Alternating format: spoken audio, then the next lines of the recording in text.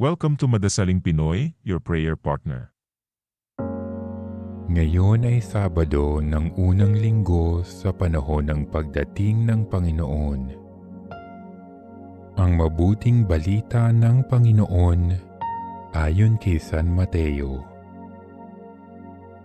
Noong panahong iyon, nilibot ni Jesus ang mga bayan at nayon at nagturo sa mga sinagoga. Ipinangaral niya ang mabuting balita tungkol sa paghahari ng Diyos at pinagaling ang mga may sakit anuman ang kanilang karamdaman.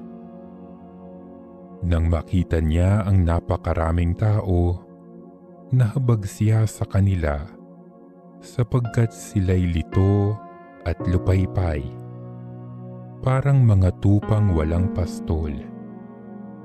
Kaya't sinabi niya sa kanyang mga alagad, "Sagana ang anihin, ngunit kakaunti ang mga mag-aani.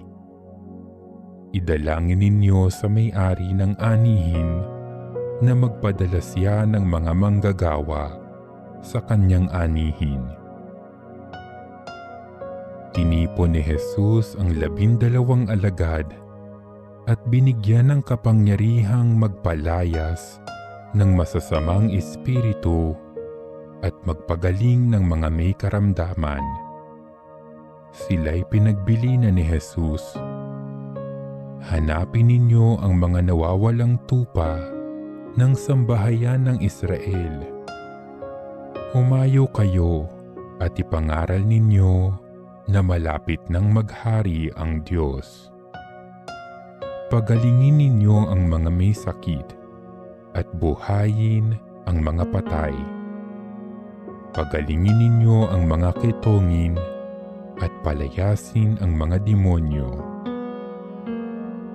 Yamang tumanggap kayo ng walang bayad, magbigay naman kayo ng walang bayad."